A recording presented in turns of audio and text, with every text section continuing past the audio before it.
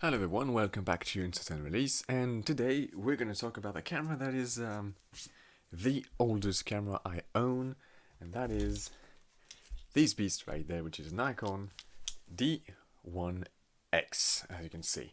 So, what is the Nikon D1X? Why do I have one?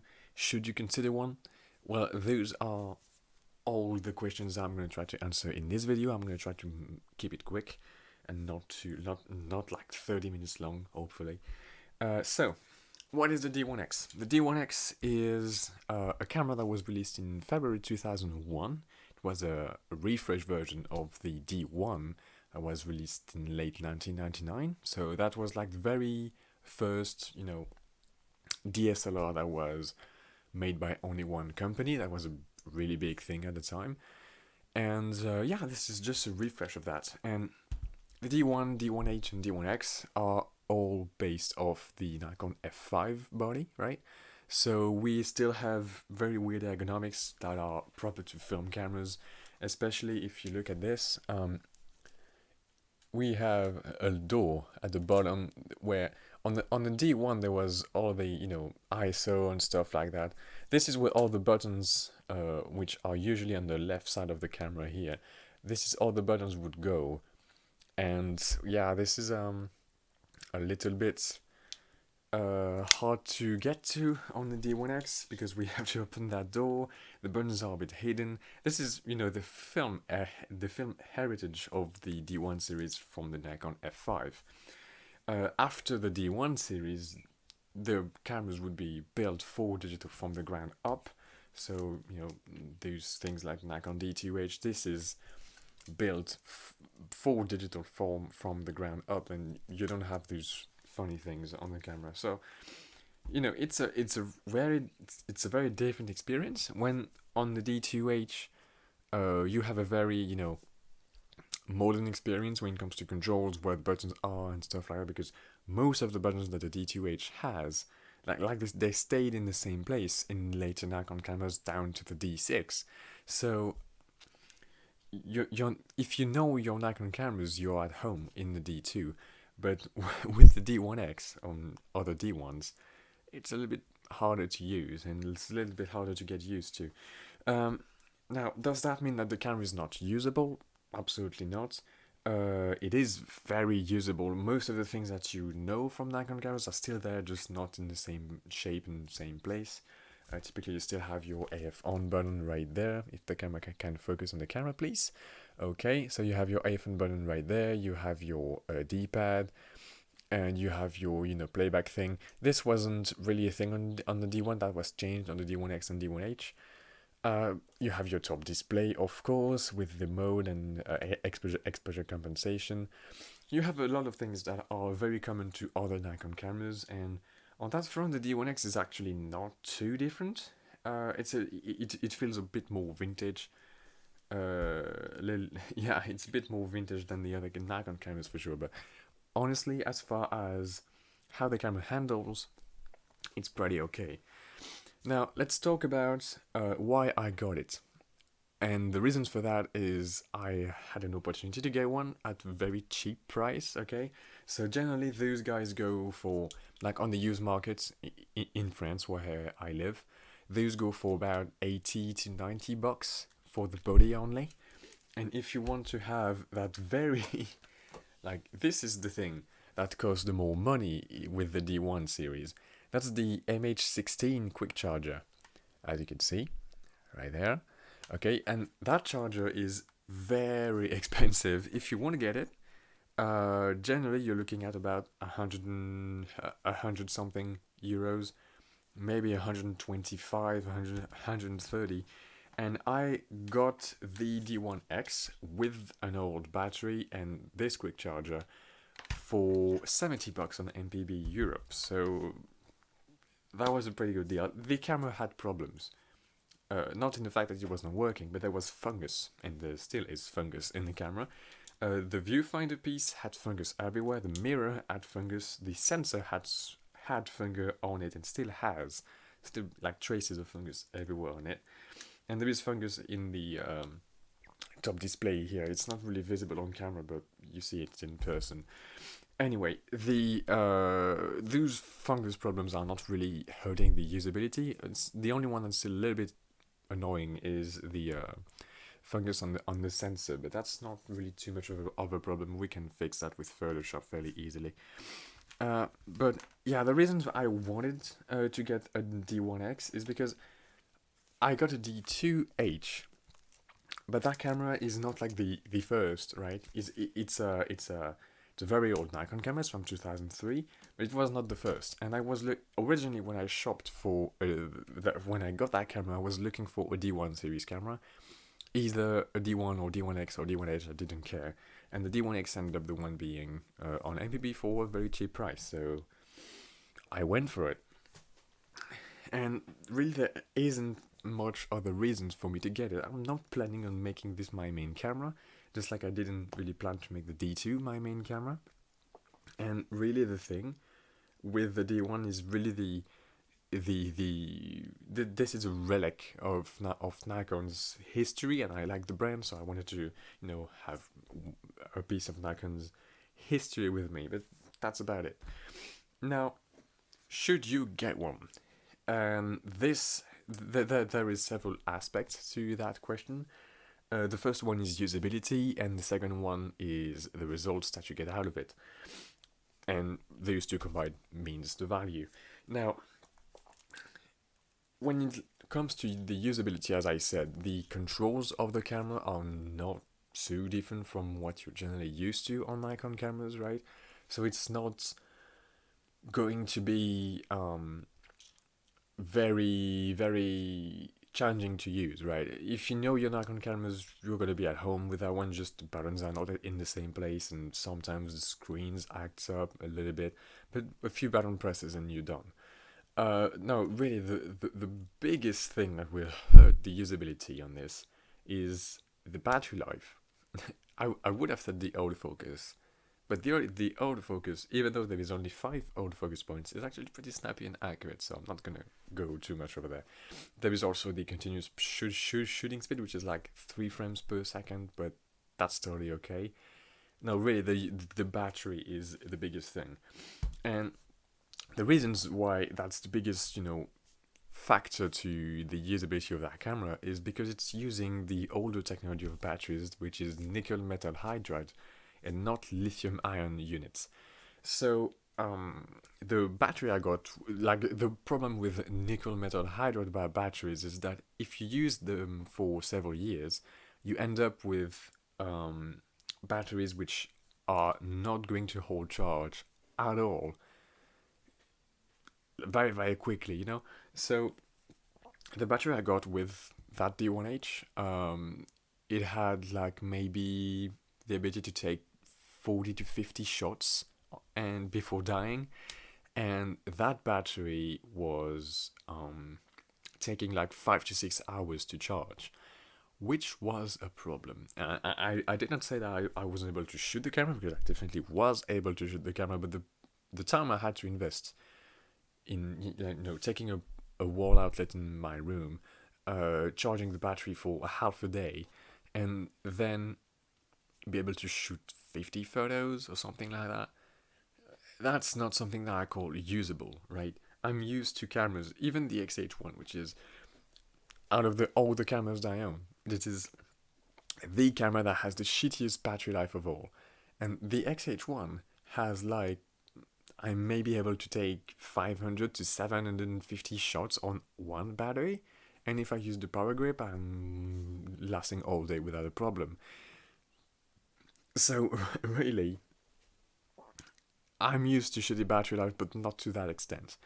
So there is several fixes. The first one is converting the EN4 battery pack. So an EN4 battery pack looks like this, okay? And there is a mode on the internet that you can find where you can fit 18650 batteries, the battery format, not 1800, not 18,650 batteries, of course. I know I didn't know what that it was a battery format, so I'm thinking some people might have the confusion too. So yeah, you have that format 18:650. So 18 is like the diameter, which is 18 millimeters, and 650 is the length, so 6.5 centimeters, pretty much. Um, and yeah, the thing with that is that you open your battery, you remove the nickel metal hydride. You, with the soldering iron and some contacts, you are able to get to the advertise like advertise the required voltage of 7.4 volts. The D1X accepts a little bit over that, so it's not a problem if you are like 7.6. And you are able to put lithium ion batteries to run your D1 series camera. And this has been like the preferred fix of that problem. But I figured that the amount of money that I would have to spend to just get those components, so I would have to get the batteries, I would have to get some hardware to make the contacts, I would have to open up my battery, the only battery that I had, and maybe making something that wouldn't work, and I would have to get the charger for the batteries as well, and I would end up spending as much on the battery mods that I would have spent on the charger and the camera altogether. It would have cost me like maybe 60 to 80 bucks, and I paid 70 for the camera with the charger and the battery, so it didn't felt like a very good value. And that is a popular mod for people that don't have the MH16 charger, because that allows them to power the D1N, the D1X, D1H, whatever, without the need of this. And this is, I think, the main reason that people do it, because you just have your 18650 format charger, and you charge your batteries in that. You put your batteries now in your battery holder now, and now you can power your camera. You don't have to spend 120, 130 bucks on a charger, basically. But I have it, so that's not really of an importance for me. So I searched the internet for a better solution, and I indeed found one. That solution is to get this. This is an EN4 replacement made by a brand called VHBW. As you can see here, probably, if the camera can't focus. Maybe not. Alright. So this is a battery made by VHBW, and that's lithium ion replacement for EN4 battery packs. And it uses the MH16 charger to charge, right? It has the same port in the front. I used it on the D1, like I didn't even have to charge it. It was maybe 60% full when I got it, and I ran the D1X for maybe 2 weeks out of that. And I recently charged it, and it doesn't seem to drop charge in any way, shape, or form. So if you have the MH16 quick charger, I really, really recommend that you do that, and you do not do that DIY stuff, which is not only requiring some skill. Alright, you need to know how to use soldering iron, which is, though it's not like a very difficult thing to do, if you never used it, if you've never done it, it could be a hassle, really. So yeah, this is like a plug and play solution, and you don't have to worry about it as long as you have the charger. Because if you don't have the charger, you have to buy that battery, which is like about 30 bucks. I bought it from a German website, which is called Electropapa. But there is that battery is also available on Amazon, sold by Electropapa on Amazon. I don't know if it's available anywhere else in the US or outside of Europe. I don't know. But I was able to get one, so that's my solution. Okay, I think it is now time to talk about the results that this camera gives, and it's now time, I think, to talk about the sensor that this camera has, which is one of the most interesting sensors I've ever had to work with. Before the D1X, the most special sensor that I had was the sensor out of the D2H, which is a JFET sensor, the only JFET sensor in a production camera in existence. Okay, and the D1X has a very special sensor as well, but to understand why that sensor is different and special, we need to go on to the other cameras of the D1 series to understand what happened. So basically, the D1 had a 2.7 megapixel sensor, which in fact was not a 2.7 megapixel sensor, it was a 10 point something CCD chip underneath, but the sensitivity and the low light performance and the noise levels were not up to Nikon's expectations of that sensor. So they had to bin the pixels. So they did a pixel binning array of 2x2, so 4 pixels under each, color filter area. And instead of, generally your Bayer filter is composed of 4 pixels. You have 2 greens, 1 blue, 1 red. And here it was composed of 16 pixels, just regrouped in groups of 4. So you have a group of 4 green, 4 green, 4 blue, 4 red, and that would make, the usual Bayer array. And it would be like a 2.7 megapixel sensor. And they would use that sensor both in the D1 and D1H. And in the D1X, they wanted to have a more resolution, but they couldn't change the sensor for some reasons. They didn't have it, or they didn't have a replacement yet. Honestly, I don't know. But they choose to keep the same thing, but they still wanted to have more resolution. So what they did is they changed the binning array from 2x2 to 2x1. So we have now a rectangular pixel, a vertical rectangle, which means that we have the same vertical resolution as the D1 and D1H, but horizontally we have twice the resolution. So indeed, the image is more resolved, you have more things to work with, and thanks to the pixels still being binned, we still have, decent performance when it comes to dynamic range and noise levels, and it's better than the D2H. On that front, actually, the D2H images have a nice colors to them and stuff like that, but they are very noisy, and the dynamic range is very, very limited. On the D1, it's actually better. So that was kind of a surprise for me, but anyway.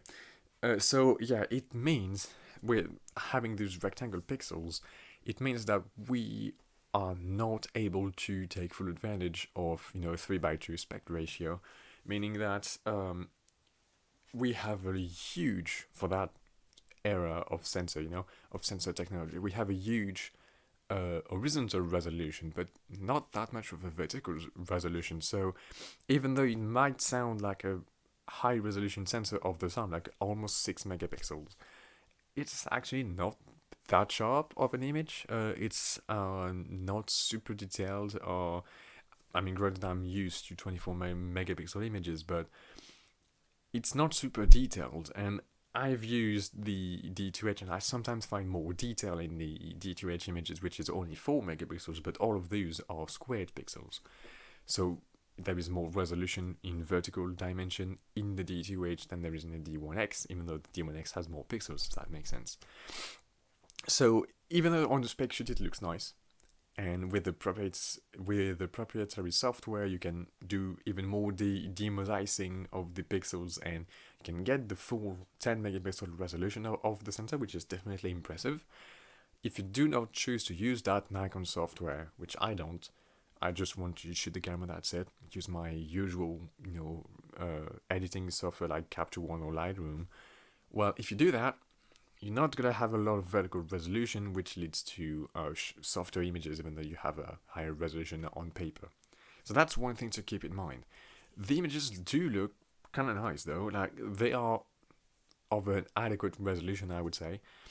But the most interesting thing about the D1X, and I think it's the same thing with the D1H and D1, is the color science, which is very vintagey, if that makes sense. I think back then, camera brands, Nikon, Canon, stuff like that, Minolta, they wanted to convert people from film to digital, so they really, really put care and effort into the color science to have something nice. You see what I mean? In the D2 era, that was clearly not a priority, but in D1 era, that was really the focus, and so the colors out of the D1X are actually pretty nice, and I like to work with them.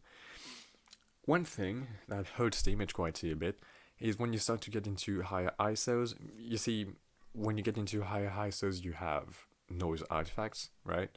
But in all camera sensors except that one, you have squared noise artifacts on a pixel basis. Well, we have the same thing here, except here the pixels are rectangular. So you have rectangles in your noise patterns, which are changing orientation when you change the orientation of the sensor. So if you shoot horizontally, you will have like vertical rectangles noise artifacts, and if you shoot vertically, you will have horizontal rectangles noise artifacts, and that can be distracting, especially on areas when there is some Y and stuff. Like I've been shooting flowers and it was very visible inside the flower. Well, that can be distracting, and that can be the final flaw for the D1X not to get it, I think. That's the biggest flaw I can see, besides the battery situation. But that's really something that I think people should be aware of before they try to get their hands on one. I would actually recommend that you get a D1H instead, if you can deal with the loss of resolution. But if you're okay with those noise artifacts, if you're not going to push the ISO too far, I'm starting to see that above ISO 400. Just for a point of reference, the ISO range goes from 125 at the base ISO to 800. So we have 2.7 stops of range in the ISO, pretty much. Like when the D2H, which I thought had very limited ISO range, has 3 stops, so it's more than that. It's like 200 to 1600. This is 125 to 800. But yeah, about ISO 400, you start getting these noise artifacts, which is a bit distracting in my opinion. Okay, that leads us to, should you get a D1X? I'm not gonna be able to talk about the D1H and D1 cameras, but know that all the things that I talked about, besides the sensor part, they all have the same issues for the batteries and stuff like that. But should you get a D1? What has been my experience of the D1X so far? I actually really like that camera. I don't think I would sell it, you know. I'm definitely less attached to the D1X than I am to my D2H and my D700, which I've been using for a much longer time. But I'm definitely not seeing the point in selling it either. This camera was extremely cheap, like $70 for a flagship camera like this. You kidding me? And it's also a very important part of Nikon's history, in my opinion, so it wouldn't make much sense for me to sell it. But at the same time, I'm not really compelled to shoot with it that much, but also all the images I'm getting with it, they also need some work, and sometimes I'm getting some nice images, but if I'm pushing the camera too far, it comes back to bite me in the ass. So I would say that the D1X is worth getting if you're not planning on making this camera your main camera, of course. Why would you? But yeah, I think it's a nice camera. I think it deserves some love. I think people are not using these cameras anymore, and yeah, seeing some people shooting D1 series camera would be nice for it. Would be a nice change. So yeah, that is my opinion about the D1X. Is it a good value? Yeah, kinda. If you are able to get the charger with it, probably. If you're not able to get the charger with it, probably not. The images are kind of soft. They are kind of quirky. They have their special things about them. The ergonomics do feel a lot older than the D2 series cameras, and cameras like the D70, like the D50s, these ones, like these very early Nikon entry to mid-range cameras. This feels even older than that, with that screen being like totally on the left there, like protruding so much out of the back of the camera. This is really a camera that feels like it's an adapted film body, and that's exactly what it is. So yeah, I think if you are searching for a more vintagey experience, more vintage than the modern cameras, even if you think that the D2 is still a little bit modern for what it is, and I do think it's a bit of a spaceship when it comes to the buttons, stuff like that, then the D1 is probably one of the best cameras to get. it's still usable to go into the menus. It's still pretty easy to enter the controls and stuff like that. I had the occasion to test an EOS 1D. It was not mine, it was a friend's. But the EOS 1D is like such a complicated menu system and such a complicated way to interact with the camera. You have a combination of buttons and dials and just to navigate into the menus. Guys, come on. So yeah, the D1 series camera is much more beginner friendly in that regard. If you don't know what you're doing, you just have to use the D-pad. You don't have to do anything else to go into the menus and select options, which is not something that Canon can say at this point in their history. So yeah, I'm just gonna say that the D1X was a nice experience. I'm not going to be shooting that camera a lot, if at all, in the coming month and weeks. I'm still going to shoot it from time to time, just to make that battery purchase worth it, I guess. But yeah, it's a nice camera. I like to use it. I'm not the biggest fan of the results it gets me, but the color's nice. I still do prefer the D2H though. So, is there anything else to say? I think that's the end of the video. I think I tried not to make this too long. I had no script. I just went with my with what I had in the back of my mind. So, oh yeah, there was one thing I want to talk about before we end this, and this is on the usability aspect of things. Cameras can accept different card formats, right? The D2H was actually pretty nice because even though it is a 20-year-old camera, I could use that SD card adapter inside it. The camera can focus in there, right? So I could use that thing with SD cards, and those were like extremely cheap, and I have a bunch laying around, and I can use pretty much any SD card I want into the D2H up to about 16 gigabytes. I tried to do the same technique with that SD card adapter, and I had prepared my stuff. I found a 2 gigabyte card, a 1 gigabyte card, and if those didn't work, I had a 256 gigabyte card. And yeah, none of this worked, so I had to get a 1 gigabyte 20-year-old CF card like this. It's from 2003, if you can see. So yeah, that cost me $10 on top of what the D1 actually cost me.